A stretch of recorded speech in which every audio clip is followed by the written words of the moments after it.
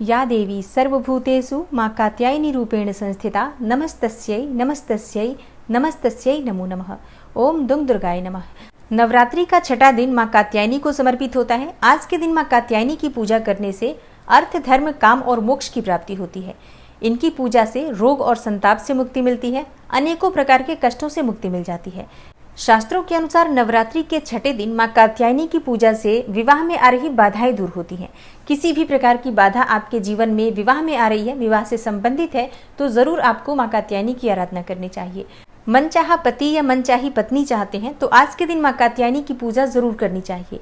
देवी भागवत पुराण के अनुसार मां कात्यायनी की आराधना करने से शरीर कांतिमान हो जाता है, आकर्षण में वृद्धि होती है, रूप और सौंदर्य में वृद्धि होती है और इनकी आराधना करने से गृहस्थ जीवन सुखमय बनता है। मतलब पति पत्नी के बीच में अगर बहुत अधिक कलह क्लेश रहता है, दाम्पत्य जीवन सुखमय बनाना चाहते हैं, तो आज के दिन नवरात्रि के छठे दिन मां कात्यायनी की पूजा विधि विधान से जरूर करनी चाहिए।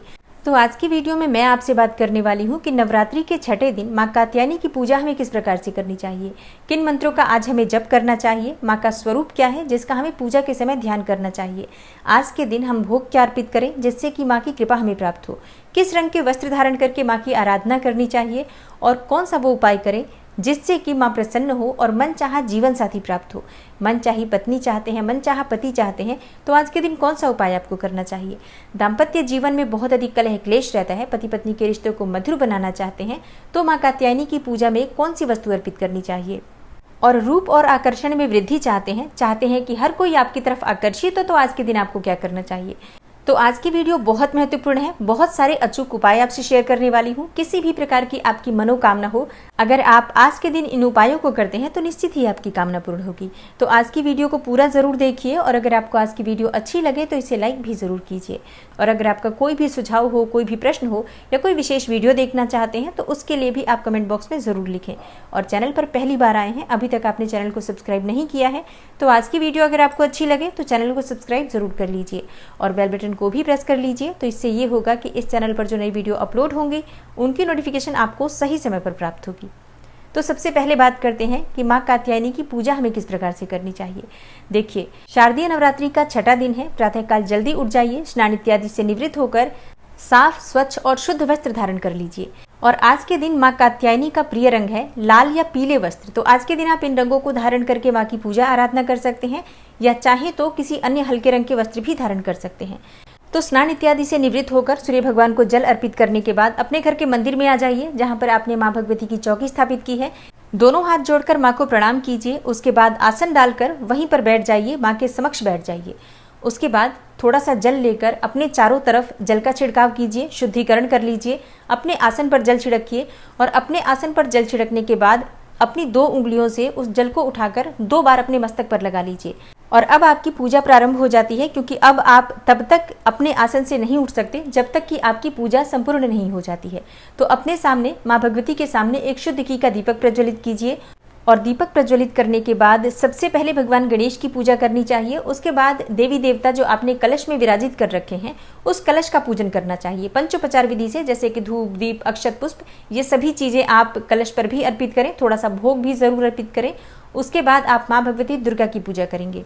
तो अपने दाहिने हाथ में थोड़ा सा अक्षत, जल और पुष्प लेकर मां भगवती दुर्गा के छठे स्वरूप मां कात्यायनी का ध्यान कीजिए।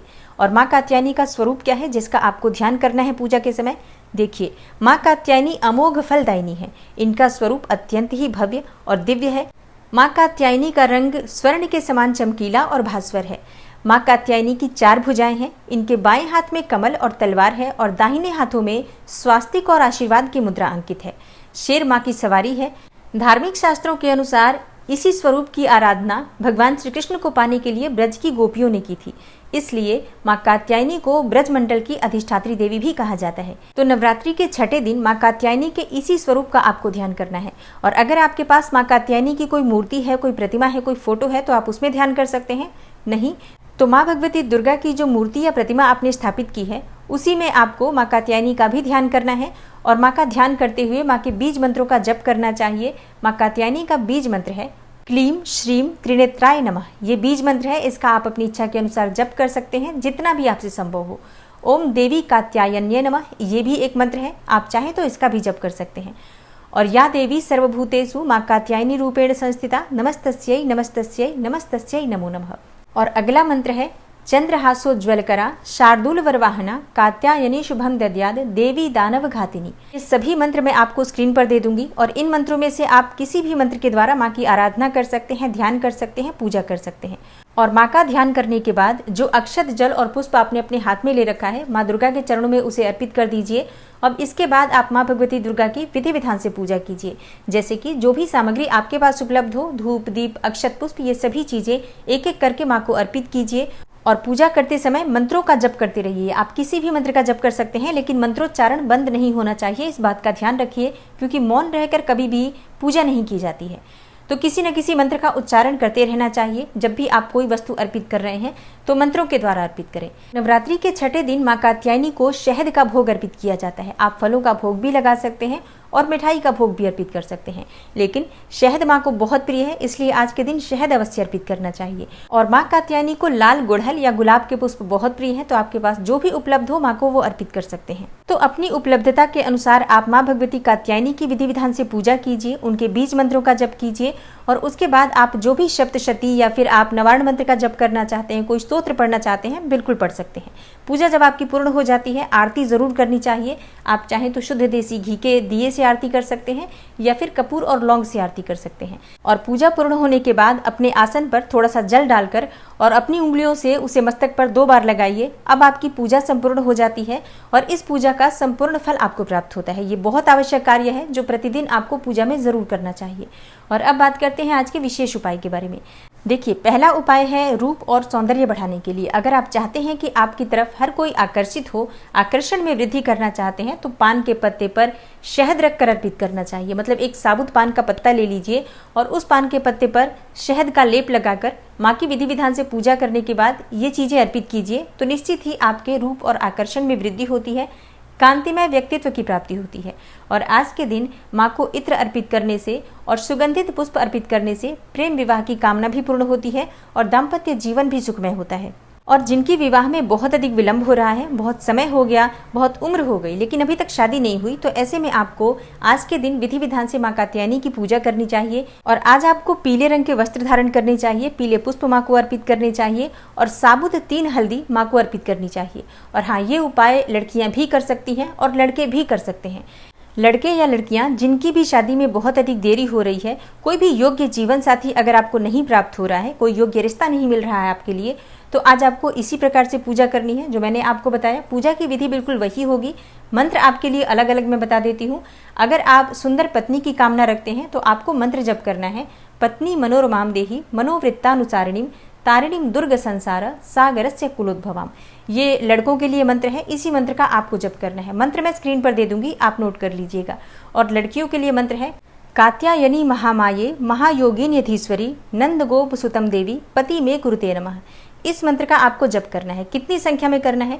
देखिए, आप अपनी इच्छा के अनुसार 108 बार जप कर सकते हैं, चाहे तो इससे अधिक भी कर सकते हैं, लेकिन कम से कम 108 बार जप करना चाहिए। आप रुद्राक्ष की माला से जप कर सकते हैं।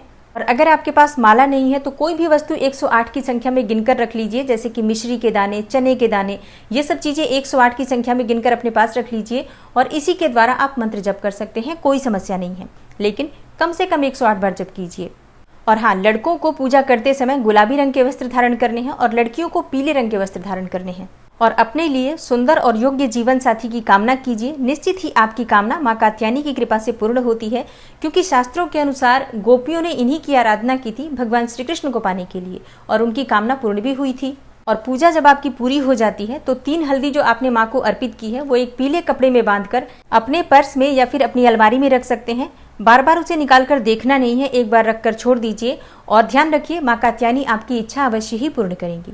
तो ये है आज की वीडियो। आशा करती हूँ आपको पसंद आई होगी। अगर आपको आज की वीडियो अच्छी लगी हो, थोड़ी सी भी आपके लिए हेल्पफुल हो, तो वीडियो को लाइक ज़रूर कीजिए, शेयर भी ज़रूर कीजिए फैमिली फ्रेंड्स के साथ। मैं मिलती हूँ आपसे अगली वीडियो में, तब तक के लिए नमस्कार।